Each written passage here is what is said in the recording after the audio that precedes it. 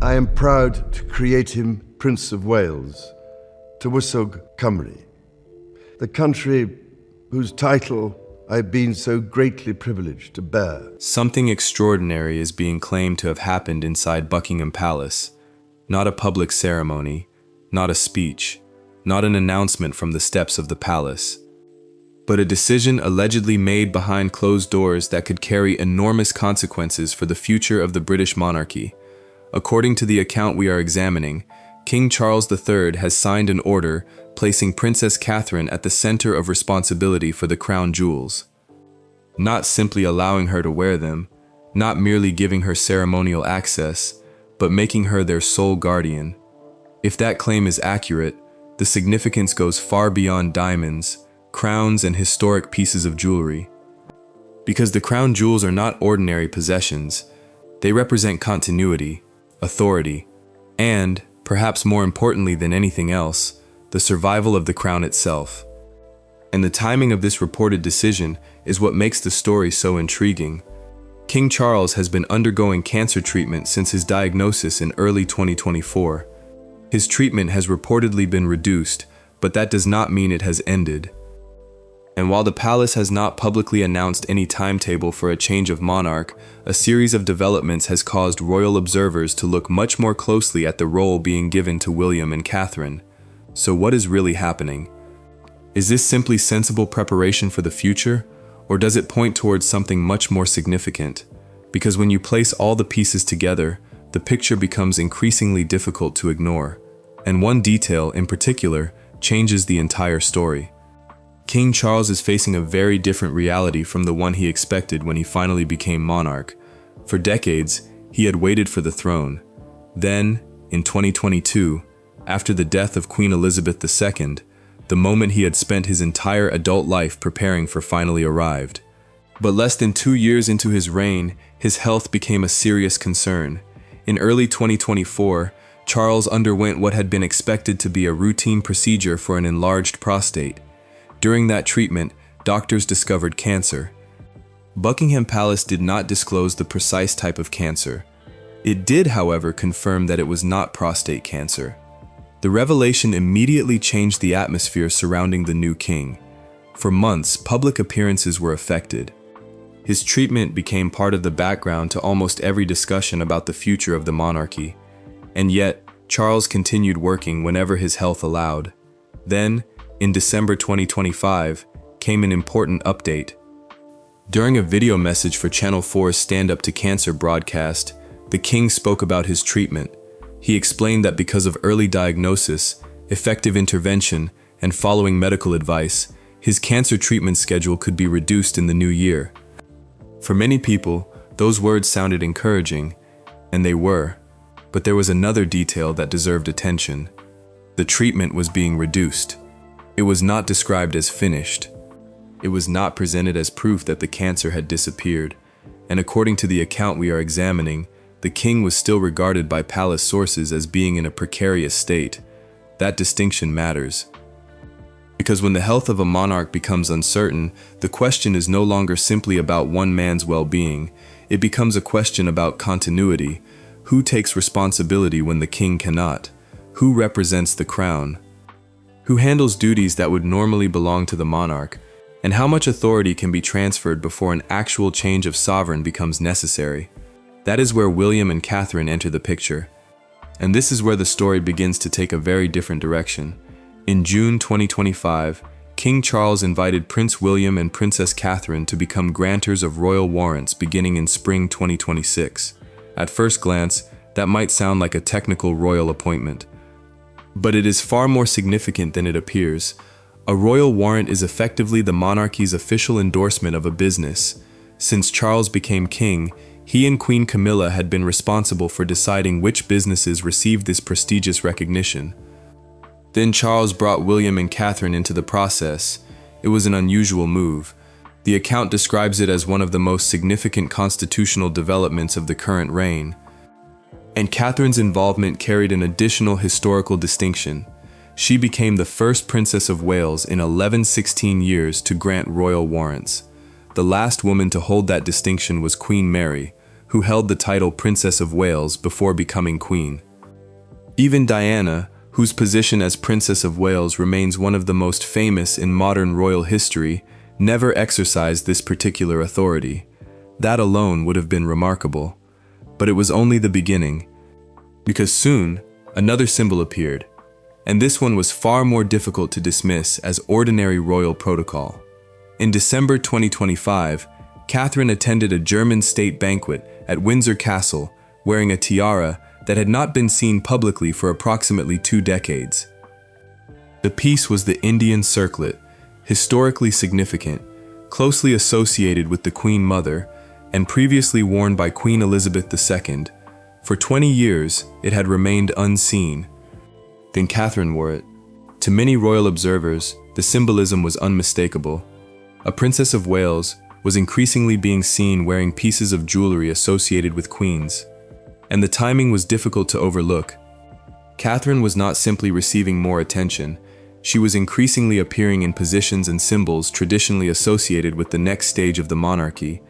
But even that was not the most extraordinary development, because now we arrive at the crown jewels.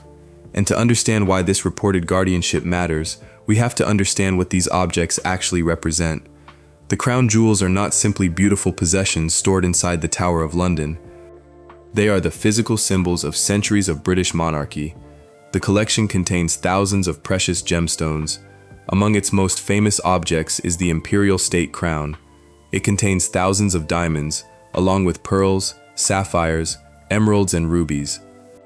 Within the collection are stones with extraordinary histories: the Cullinan diamonds, the Black Prince's ruby, the Stuart sapphire, the St. Edward's crown, the sovereign's orb, the scepter, and countless other pieces of regalia associated with the exercise of royal authority. The St. Edward's crown in particular carries enormous ceremonial importance. It was created in 1661 and is used for the moment of coronation. Charles wore it during his coronation at Westminster Abbey in May 2023. That ceremony marked the first British coronation in 70 years. The sovereign's scepter contains the Cullinan I diamond, sometimes known as the Great Star of Africa.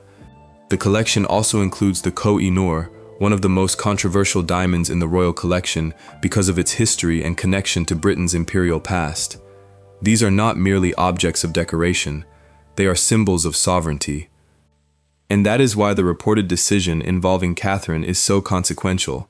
According to the source account, Charles has not simply given Catherine permission to wear historic jewels, he has allegedly placed her in the position of sole guardian of the crown jewels. If accurate, that is a remarkable responsibility, because whoever has symbolic guardianship of these objects is being associated with the continuity of the monarchy itself. And suddenly, a much larger question appears. Why Catherine? Why now? And why make her the sole guardian? To answer that, we have to look at the history behind the crown jewels. The original English regalia was far older than the collection we see today.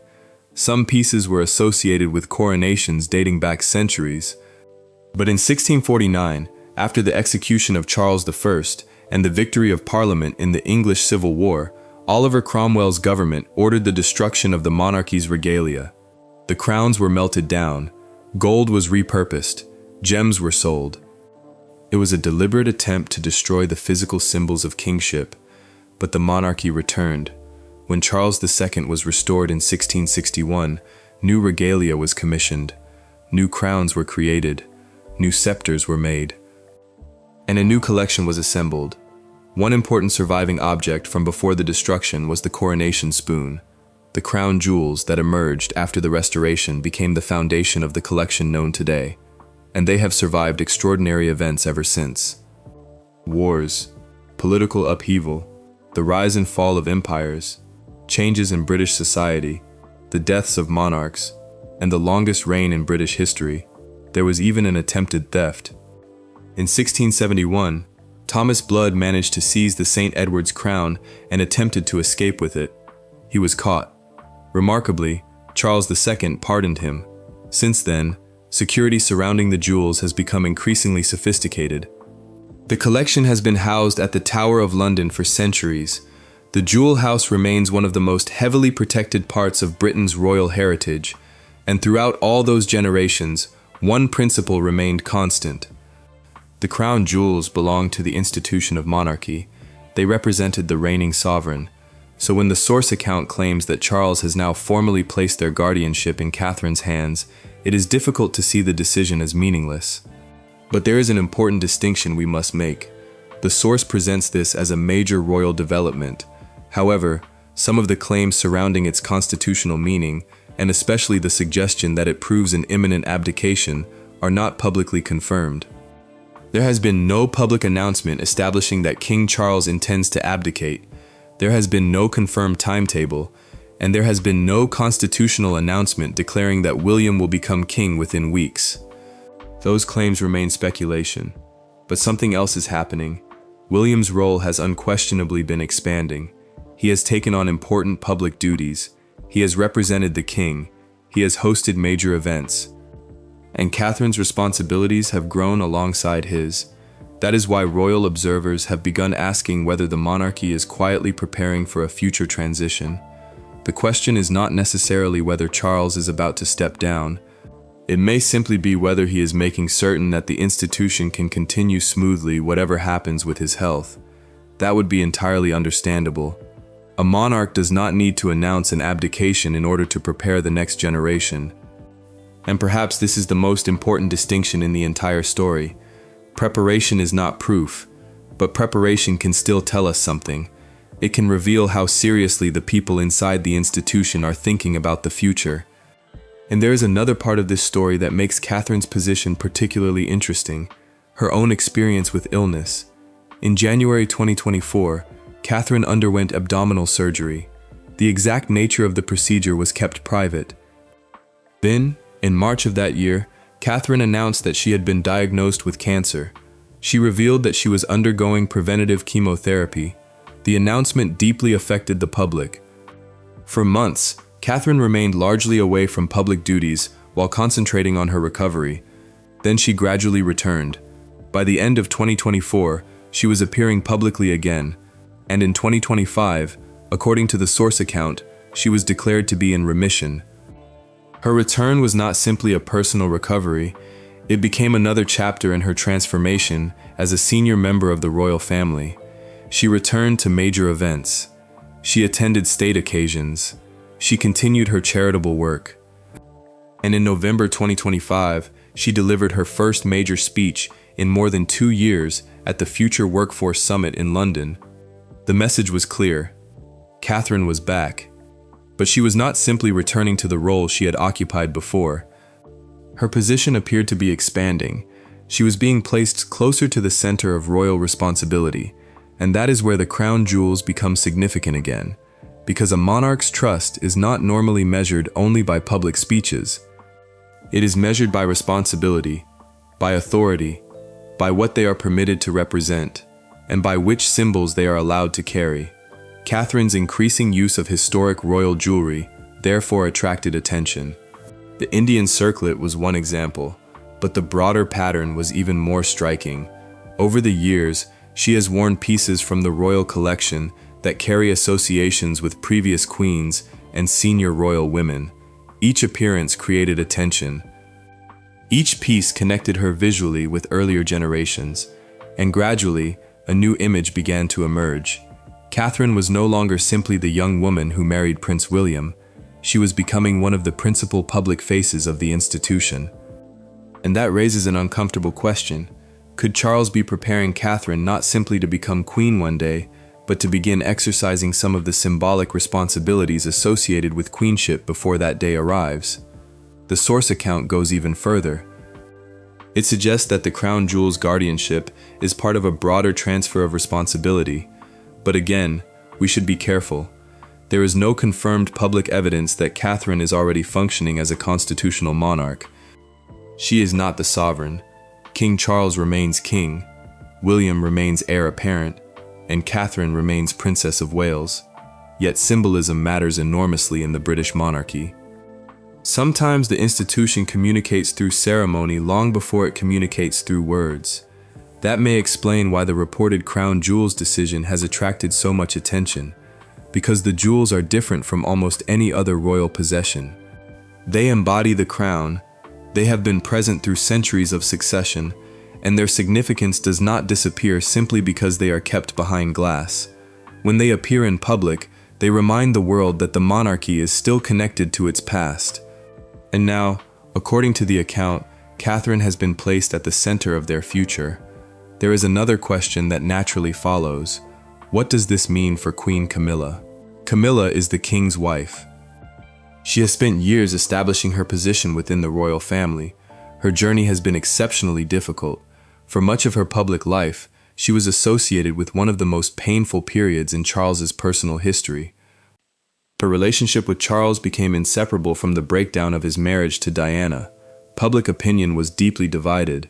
For years, Camilla faced intense criticism, yet she remained.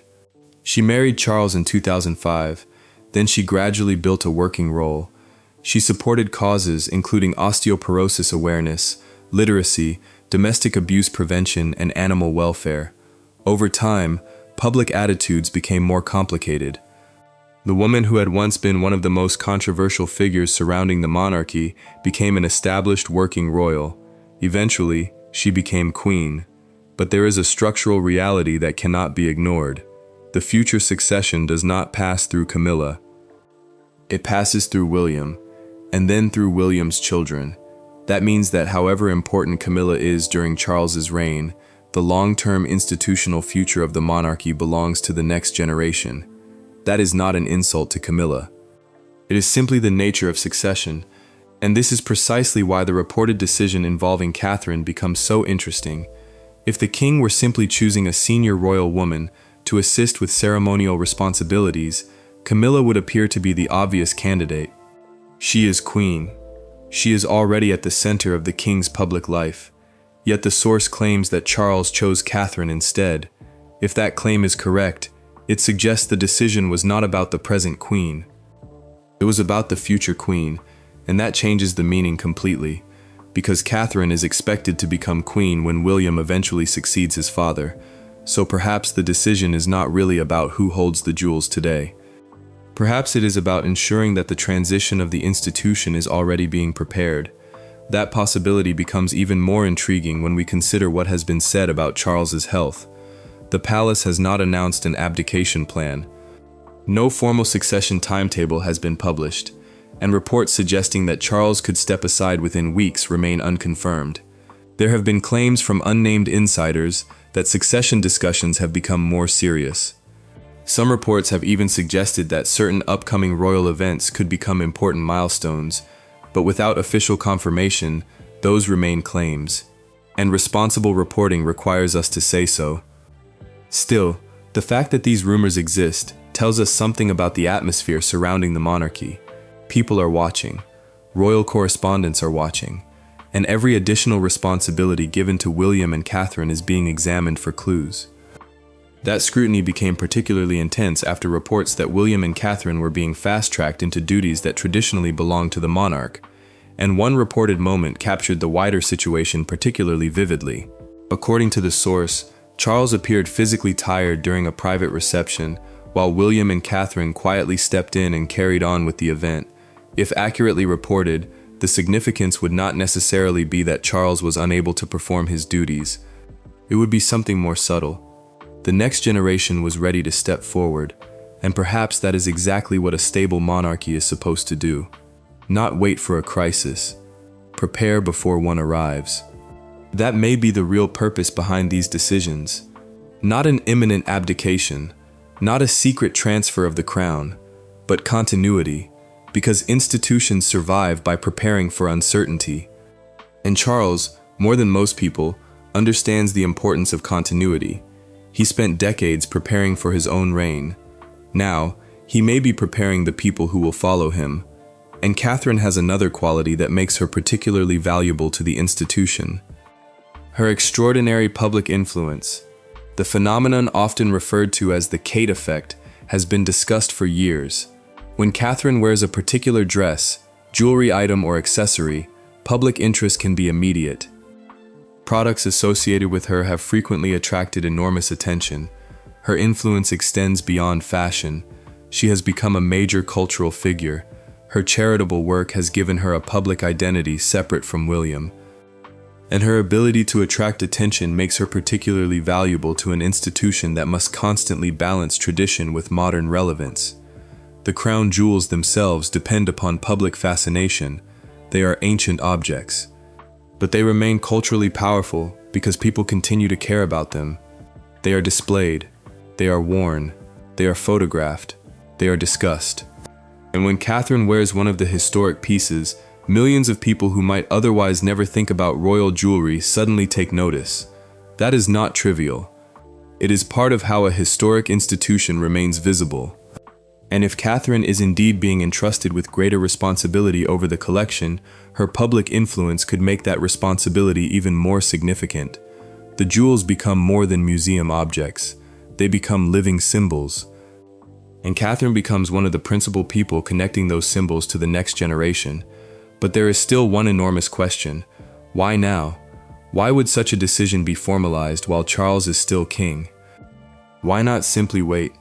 That is where the story remains unresolved. The source account argues that the answer lies in Charles's health, but we cannot establish that as fact from the material provided. It could be succession preparation. It could be institutional planning. It could be a decision made for reasons that have nothing to do with an imminent abdication.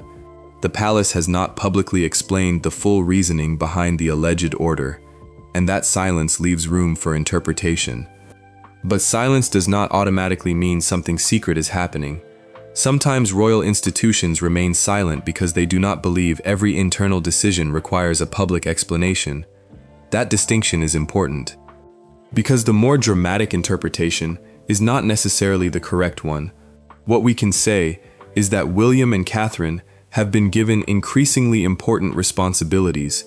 We can say Catherine's public role has expanded.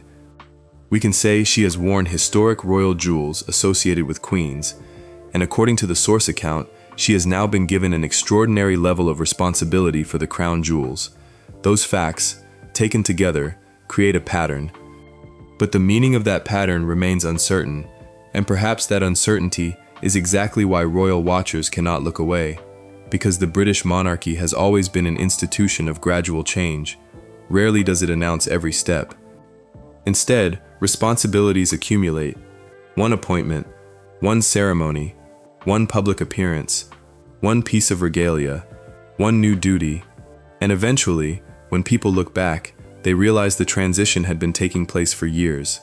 That may be what is happening now, or it may simply be preparation for a distant future. Only time will tell.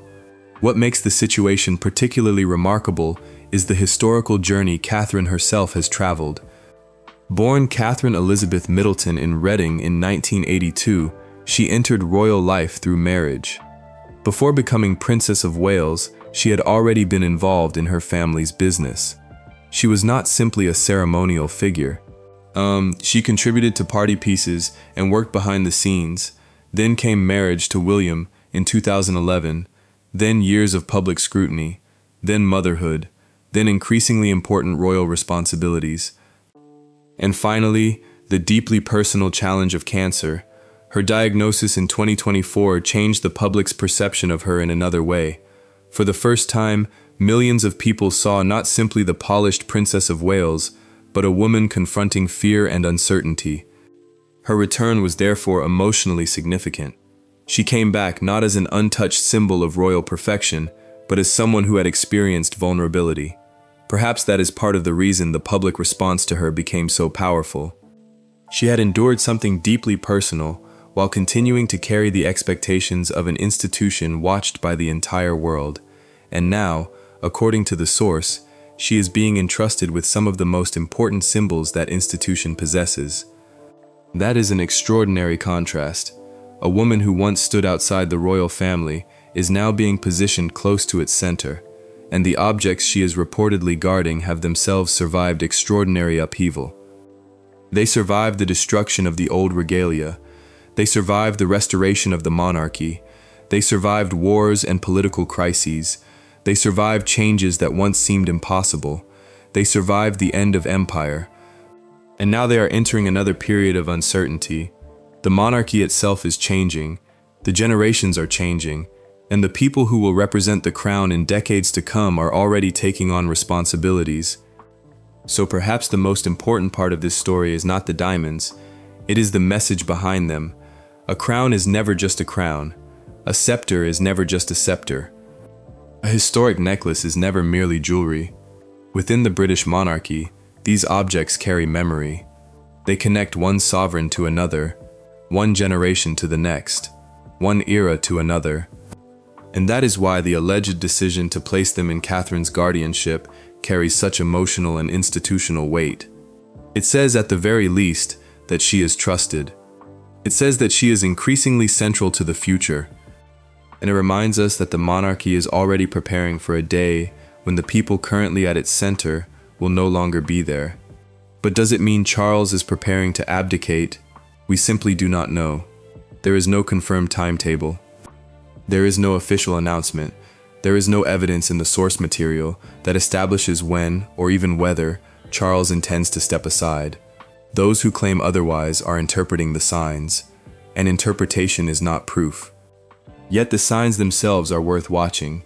William's expanding responsibilities, Catherine's expanding responsibilities, her increasing association with historic royal regalia, the royal warrants, the state occasions, and now, according to the source, the crown jewels. Individually, each development can be explained.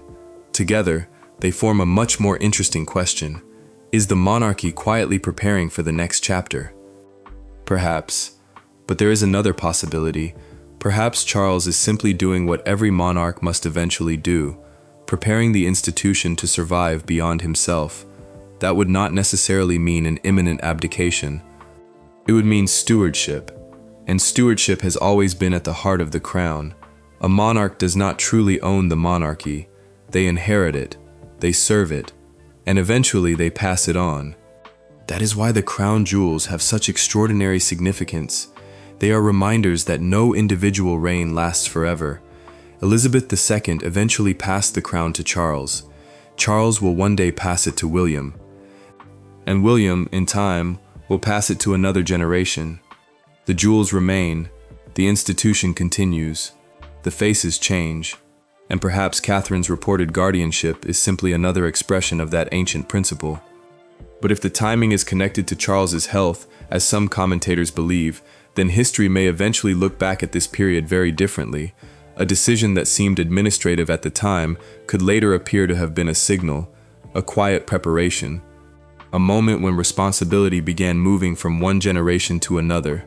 That is the mystery we cannot yet resolve, because history rarely tells us, in the moment, which events will become turning points. Sometimes the most important moments are almost invisible. A document is signed, a responsibility changes hands, a piece of jewelry emerges from a vault, a future queen appears beside a king, and nobody knows yet what those moments will mean. Perhaps years from now, people will look back at this period and see the beginning of a carefully planned transition, or perhaps they will see nothing more than a monarch making sensible arrangements for the continuity of the institution he serves. For now, the truth lies somewhere between those possibilities. What we know is that King Charles remains king. His cancer treatment has continued, although his schedule has reportedly been reduced. William and Catherine are taking on increasingly significant responsibilities. Catherine's public role has grown substantially, and according to the source account, she has now been placed in an extraordinary position regarding the crown jewels. Everything else remains a question, and perhaps that is the most compelling part, because the future of the British monarchy is no longer something that belongs entirely to history books. It is unfolding in real time. One responsibility at a time, one ceremony at a time, one decision at a time, and somewhere inside that ancient institution, a new generation is already preparing to inherit a burden that has been carried for centuries. The crown jewels have survived kings and queens. They have survived war. They have survived revolution. They have survived the destruction of one royal collection and the creation of another. Now they stand at the center of a new question. What happens when the crown itself enters another generation? Perhaps Catherine's reported role is simply preparation. Perhaps it is a signal. Perhaps it is the beginning of something much bigger. But until the palace speaks clearly, one thing remains certain. The next chapter of the British monarchy is being written now. And when history finally looks back, the quiet decisions being made today may prove far more important than anyone realized at the time.